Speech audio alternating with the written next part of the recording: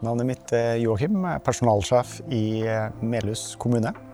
Hverdagen som personalsjef er mangeslunken. Man har en rekke større og mindre problemstillinger som lederne ønsker å diskutere, ikke har vært borte før og må ha hjelp til å løse. Ingen saker er like, og ingen dager er like. Ja, jeg sa det på KS-samlingen nå at hvis du ønsker deg ett verktøy for å få det bedre på jobb i 2025, så velg Lavai. Nå høres det ut som jeg betalte for det, men det er ikke. Så det er oppfordringen min til det å teste ut i hvert fall, og være åpen til det. Nå kommer jeg til å kjempe med nebb og klør for å beholde lisensen og ha penger til å betale lisensen. For det ser effekten av det. Hvis offentlig sektor skal være konkurransedyktig, så må vi ta i bruk også moderne verktøy og moderne hjelpemidler. Hvis vi ikke tar i bruk moderne hjelpemidler, så blir vi også en arbeidsgiver folk ikke søker seg til. Og da sakter vi akterut i markedet. Så for å være en attraktiv arbeidsgiver, så må vi ta i bruk det. Og så er det for meg, da, hvis jeg har tenkt meg en annen plass, eller jeg har tenkt å ta andre jobber, så må jeg også kunne bruke de moderne virkemidlene eller de nye verktøyene som kommer.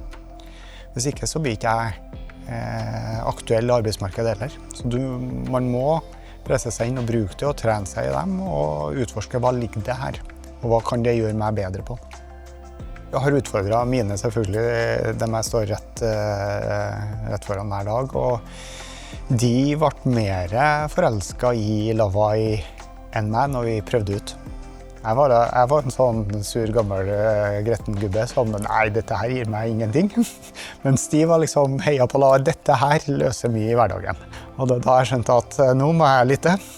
Og etter vi da inngikk et abonnement og bruker det hele tiden, så ser jeg hva de så før meg. Og hva det har hjulpet oss videre i det vi jobber med. Vi startet å bruke Lavai før kommuneregelverket ble åpnet. Det var kanskje det, når det ble åpnet for kommuneregelverket, var det som var den store endringen for min del. Viktigheten av det. I og med at det også var en ny kommunal sektor. Det generelle regelverket har jo hatt god basis på fra før. Så det var virkelig nyttig. Det siste jeg bruker Lavai til nå, er at jeg skal inn i en lønnspolitisk drøftingsmøte med arbeidstakerorganisasjonene før årets lønnsoppgjør.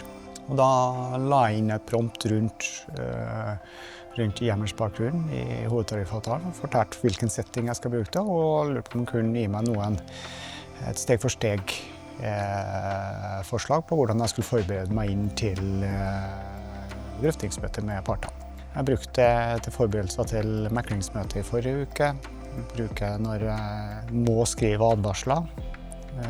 Bruker det til oppslag.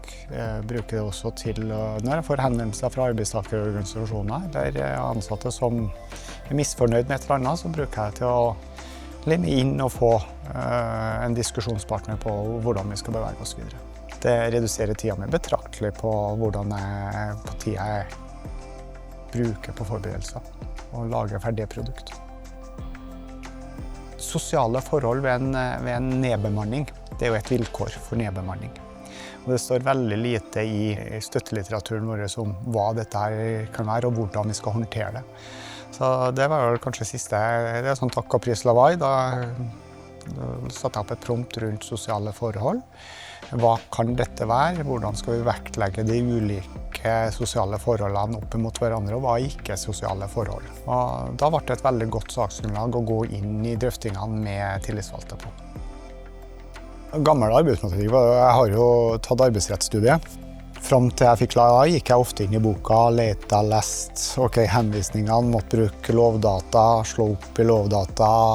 Ja, og så greier man å humpe seg videre, men med å bruke Lavai i tillegg som et støtteverktøy der, så kommer man raskere inn i kjernen på utfordringsbildet man jobber med. Det er effektivt. For oss som husker tilbake på når vi begynte å ta i bruk enkle søkemotorer som Alta Vista midt på 90-tallet, og fulgte utviklingen til spørremåter på nå med Google Search, så dette her noe helt annet. Det er viktig å sette i en kontekst. Det er viktig å si hvem du er, hva du skal bruke det til, hvem du skal møte, hva problemstillingen, hva vil du ha ut av det. Og du kan ha så mange nyanser og ting jeg ikke tenker på til daglig, at spør jeg om det, så får jeg det. Så det er egentlig promptinga som min store begrensning når jeg bruker det, å fylle promptet med god og nok informasjon. Da får jeg ut det jeg spør om. Og så prøver jeg å dra meg selv i nakken og sette av tid hver uke på å utforske litt det som kommer av artikler rundt KI generelt, og sikkerheten i det. Så det handler om å ivareta sikkerheten, men også må man utforske også. Det er kanskje der statlig sektor eller offentlig sektor er kanskje forsiktig at det får så store konsekvenser at man har for mange bremser på. Og så har jeg kommunalsjefer som er fremoverlent og tar i bruk det, og så har jeg noen kommunalsjefer som på min alder som er litt sånn forsiktig tørr i dette her, og hva med personvernet og alt, men presser dem uti til å bruke KI-hjelpemiddel i hverdagen.